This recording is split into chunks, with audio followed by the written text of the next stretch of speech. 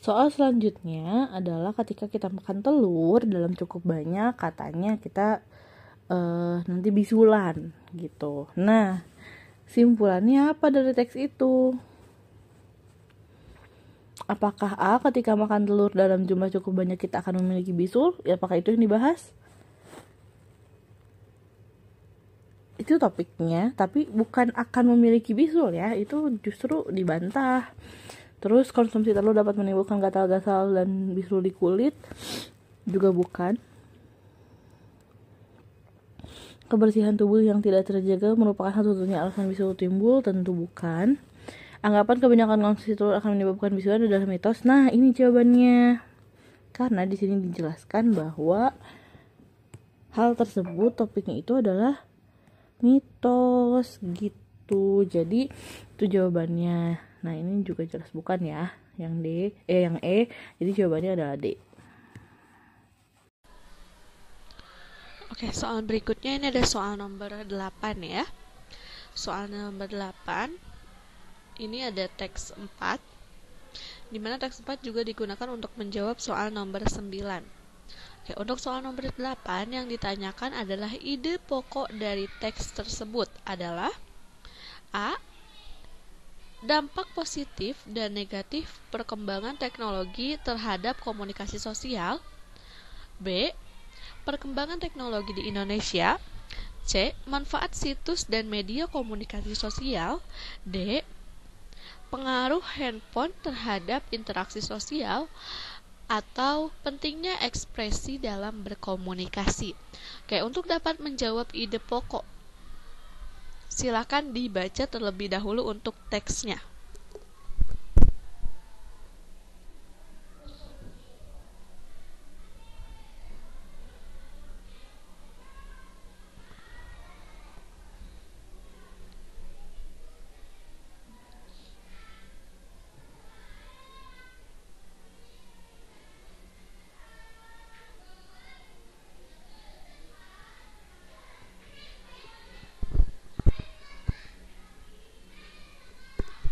Sudah? Oke, kita lihat ya. Kita bahas untuk opsi A.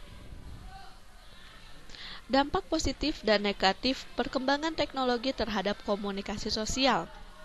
Nah, kita lihat dulu di dalam teks di sini dijelaskan sisi positifnya adalah perkembangan teknologi adalah masyarakat yang menjadi pengguna teknologi aktif, situs-situs dan media komunikasi sosial dapat menyampaikan informasi dan juga mendapatkan informasi secara lebih mudah. Komunikasi terasa seakan lebih mudah seiring perkembangan teknologi gitu ya. Lalu sisi negatifnya. Kemajuan teknologi ini membuat orang menjadi malas berkomunikasi secara langsung. Orang lebih milih berinteraksi melalui handphonenya daripada berkomunikasi dengan orang sekitarnya. Artinya di sini benar ya menjelaskan tentang dua poin, yaitu sisi positif dan sisi negatif dari teknologi. Jadi untuk pernyataan A ini adalah pernyataan yang sesuai dengan teks. Tapi kita lihat dulu untuk pernyataan B, C, D, dan E-nya. Untuk pernyataan B, perkembangan teknologi di Indonesia. Oke, di sini Indonesia hanyalah sebagai contoh yang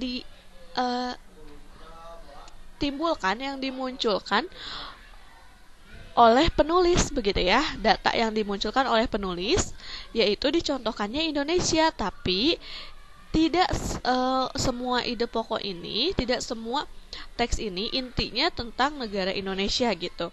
Jadi untuk opsi B ini adalah opsi yang kurang tepat jika dikatakan sebagai ide pokok. Lalu pada opsi C, manfaat situs dan media komunikasi sosial. Oke, manfaat situs dan media komunikasi sosial itu lebih pada menjelaskan tentang sisi positif dari teknologi. Sedangkan di dalam teks menjelaskan dua sisi, yaitu sisi positif dan sisi negatif. Sehingga opsi C ini belum bisa dikatakan sebagai ide pokok, karena tidak mewakili keseluruhan dari isi teks. Lalu pernyataan D, pengaruh handphone terhadap interaksi sosial. Oke, di sini bukan hanya pengaruh handphone yang dijelaskan di dalam teks, tapi lebih pada pengaruh teknologi yang dapat memudahkan dalam interaksi sosial, sehingga pernyataan D juga adalah pernyataan yang tidak tepat. Lalu pernyataan E, pentingnya ekspresi dalam komunikasi. Ini adalah informasi tambahan yang tidak bisa dikatakan sebagai ide pokok di dalam teks 4 ini, sehingga opsi E ini juga adalah opsi yang tidak tepat. Jadi untuk ide pokok teks 4 adalah A, dampak positif dan negatif perkembangan teknologi terhadap komunikasi sosial.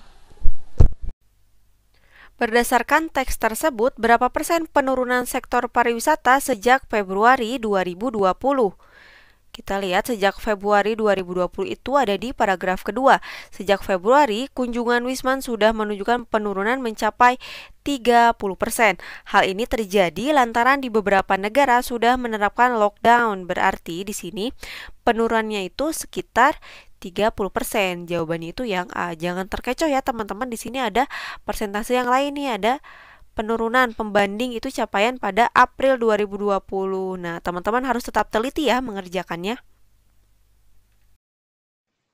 Soal selanjutnya, berdasarkan teks, apa penyebab inti penyakit diabetes?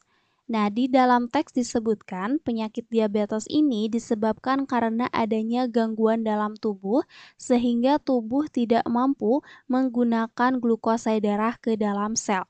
Maka dalam arti lain, ini terjadi karena adanya gangguan dalam mengendalikan glukosa atau gula darah. Jadi pilihan jawaban yang A ini betul. Lalu pilihan jawaban yang B, mutlak karena tubuh tidak mampu menghasilkan insulin. Nah, ini salah karena ini tidak secara mutlak. Di tipe diabetes yang kedua, tubuh bisa saja menghasilkan insulin secara normal, tetapi insulin tidak digunakan secara normal. Lalu pilihan jawaban yang C, karena kekurangan energi. Ini salah, karena ini lebih kepada akibat, di mana di diabetes tipe 1 yang seharusnya gula itu diubah menjadi energi oleh insulin, malah menyebabkan terjadinya penumpukan gula dalam darah karena tubuh tidak bisa menghasilkan insulin. Kemudian pilihan jawaban yang D, karena kekurangan glukosa. Ini juga salah karena di dalam teks itu tidak ada pernyataan yang menyebutkan bahwa penyakit diabetes itu dikarenakan kekurangan glukosa. Lalu pilihan jawaban yang E, karena mengkonsumsi gula. Ini juga salah karena tidak ada pernyataannya bahwa dengan mengkonsumsi gula akan menyebabkan diabetes. Walaupun mungkin dengan mengkonsumsi gula itu dapat memicu penyakit diabetes menjadi lebih parah.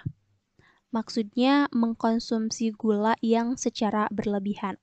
Nah, jadi untuk soal ini jawaban yang benar adalah A. Hai semuanya, oke di sini kita punya pertanyaan. Pada bacaan terdapat kata interkoneksi yang bermakna interkoneksi. Mana nih interkoneksi? Di sini. Nah,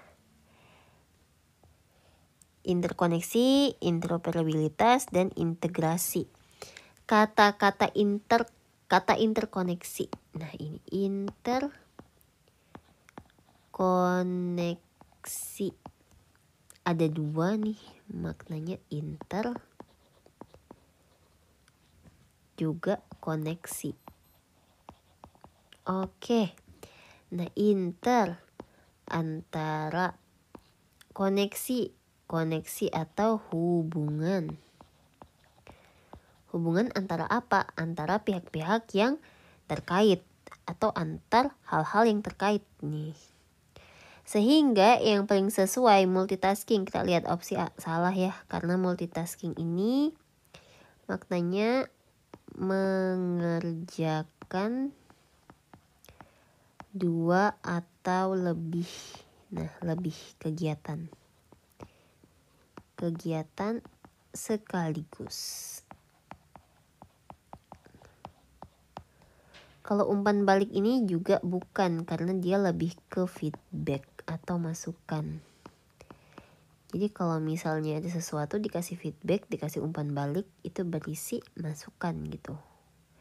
Lanjut, kontradiksi juga bukan, karena kontradiksi ya maknanya berarti berlawanan. Sementara di sini nggak ada hubungannya dengan berlawanan, malah hubungannya adalah saling. Oke. Kerjasama. Benar sih, kerjasama maksudnya adalah mengerjakan secara bersamaan. Namun harus ada 2 pihak yang terlibat. 2 pihak terlibat untuk melaksanakan sesuatu. Sementara di sini nggak ada nih, bukan 2 pihak ya. 2 pihak yang terlibat bekerja sama bahu-membahu. Nggak gitu maksudnya. Nah, ada hubungannya sama korelasi. Nah, ini baru benar korelasi, karena masih hubungan yang saling. Hubungan yang maknanya saling. Oke, sehingga jawaban yang paling tepat adalah opsi E ya. Tanggapan yang sesuai dengan infografik tersebut adalah, berarti fokus kita pada tanggapan. Mari kita lihat dulu infografiknya seperti apa. Di sini judul infografiknya yaitu Tingkat Isyarat Gunung Merapi di Indonesia. Oke, di sini ada statusnya, ada makna, dan ada pun tindakannya seperti apa. Kita lihat dulu opsi yang pertama. Opsi yang pertama adalah masyarakat diharapkan selalu waspada agar tidak ada lagi musibah seperti yang sudah-sudah. Di sini tidak dijelaskan yang sudah-sudah itu apa musibahnya ya, jadi ini kurang tepat. Kita lihat ke opsi yang B. Banyak musibah yang dialami masyarakat karena kurangnya kewaspadaan terhadap bahaya Gunung Merapi. Di sini apakah ada kejelasan tentang banyak musibah yang dialami masyarakat? Tidak ada ya. Tidak ada di infografik tersebut dijelaskan bahwa sebelumnya sudah ada banyak musibah. Ini juga berarti kurang tepat. Yang opsi C, petugas penjaga Gunung Merapi perlu memberikan informasi yang jelas tentang tingkat bahaya Gunung Merapi. Coba kita lihat, adakah di sini menjelaskan tentang petugas yang kurang memberikan informasi tentang Gunung Merapi? Tidak ada juga ya. Tidak menjelaskan petugas di sini. Coba kita lihat opsi yang D. Sangat penting adanya kejelasan tindakan yang harus dilakukan masyarakat ketika terjadi aktivitas Gunung Merapi sesuai dengan tingkat bahayanya. Apakah ada? Tindakan. Tindakan di sini ada ya. Lalu aktivitas Gunung Merapi. Aktivitas Gunung Merapinya ini ya. Statusnya. Nah, ini sesuai dengan tingkat bahayanya. Ini maknanya. Ini sesuai dengan tingkat bahayanya. Berarti yang nomor D, yang opsi D itu mencakup semua. Yang betul itu berarti yang D.